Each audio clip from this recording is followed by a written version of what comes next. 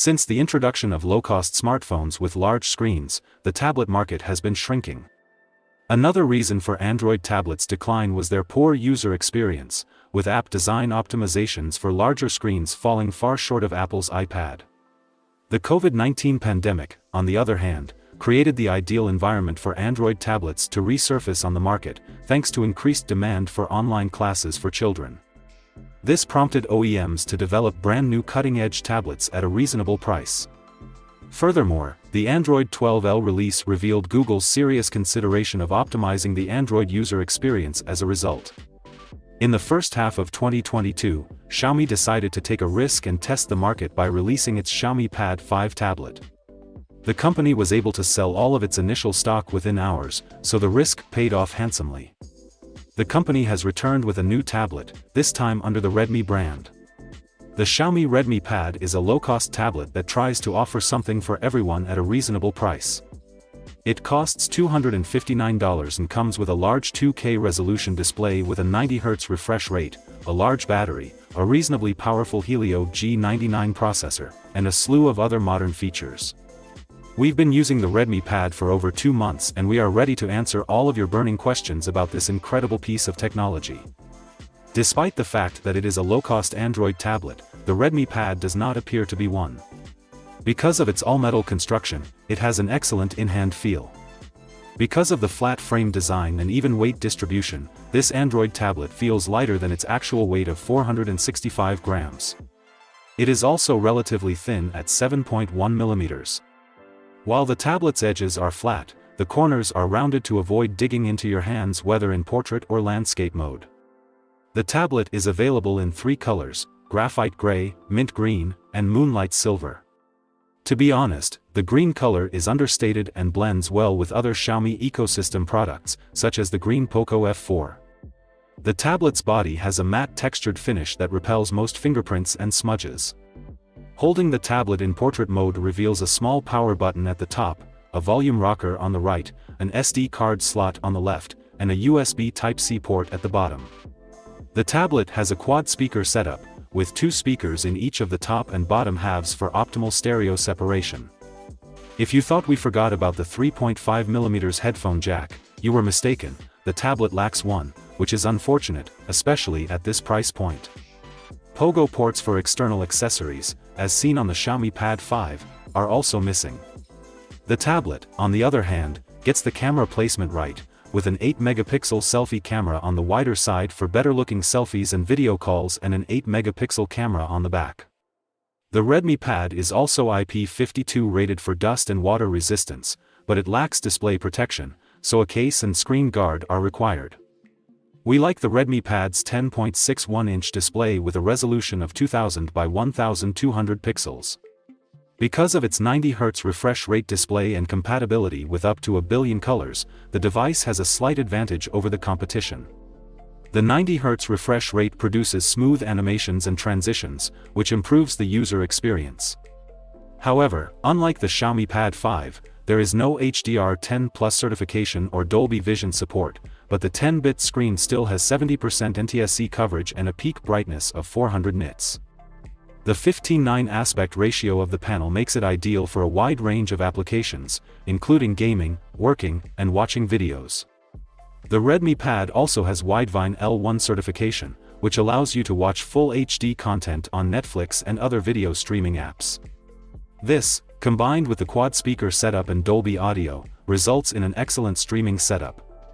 Because there is no support for third-party accessories, the panel is compatible with any active stylus, which is another disadvantage given that the closest competitor, the Oppo Pad Air, includes one.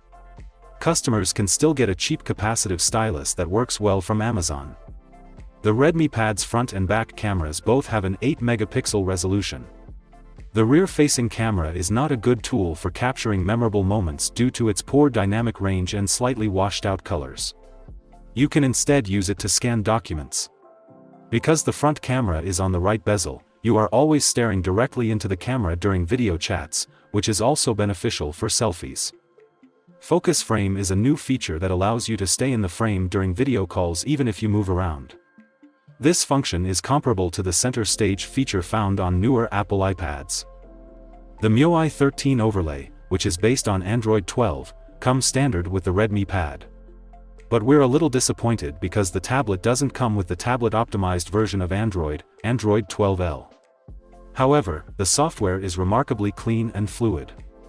During our 2 months of use, the user interface showed no signs of stuttering. Furthermore, we encountered no problems with the software, and switching between modes was simple. Bloatware is extremely rare in Xiaomi products, but MIUI 13 for Pad almost completely lacks it, which is a good thing. The number of features that MIUI adds on top of Android is frequently seen. These include floating windows, split-screen multitasking mode, and other features. Even though some apps do not support split-screen mode natively, Xiaomi has stated that it is working with more developers to improve the Redmi Pad experience. The Redmi Pad's RAM management was one of the issues we encountered during our review. The Redmi Pad frequently shuts down background apps to make room for the active app due to aggressive RAM management on MIUI 13 devices. If not addressed, this problem may irritate users. The Redmi Pad is powered by the MediaTek Helio G99 processor, which is making its tablet debut.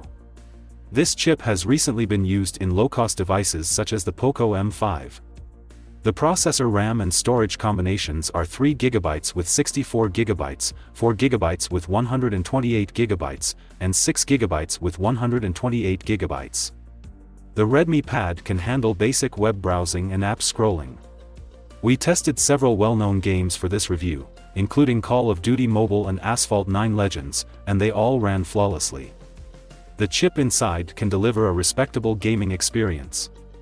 In terms of raw speed, the Redmi Pad achieves respectable benchmark results. On Geekbench V5, it received scores of 527 and 1852 in the single-core and multi-core tests, respectively. On Antutu V9, it received 339,459 points. Both results are very close to the Poco M5 ratings we received. The tablet also appears much smoother than its competitors, thanks in part to the 90 Hz refresh rate. Because of this, as well as all of the software capabilities, the Redmi Pad is an excellent choice for buyers looking for a good tablet at a reasonable price. The Redmi Pad is powered by a large 8000 mAh battery. The loop test duration on the tablet is approximately 15 hours. Because of the size of the screen and a 5% battery loss in standby mode, it can easily last 3 to 4 days with mixed use between charges. The tablet comes with a 22.5 watt fast charger, but the maximum charging power is only 18 watt. It takes over 2 hours and 30 minutes to fully charge the battery using the supplied brick. The Redmi Pad is unquestionably a great option for those looking to purchase an Android tablet for less than $300, thanks to all of its hardware and software capabilities. It nails the essentials and is ideal for the majority of use cases, including gaming, thanks to a powerful processor, a large battery, and a wide screen. However, it lacks several essential features, such as a headphone jack and possibly an LTE option. If you want to buy a Redmi Pad for yourself, we recommend going with the 4GB or 6GB RAM model because both have plenty of storage. You should avoid purchasing the tablet with 3GB RAM because it lacks several tablet essential features such as MIUI 13 for Pad features such as split screen, floating windows, and multi-window. Overall, it's a fantastic tablet for the money. If you're looking for a tablet with cellular connectivity, consider the Realme Pad X. It has a slightly faster processor, better cameras, and speakers. It does, however, have a 60 Hz refresh rate, which makes the tablet appear slower than it is.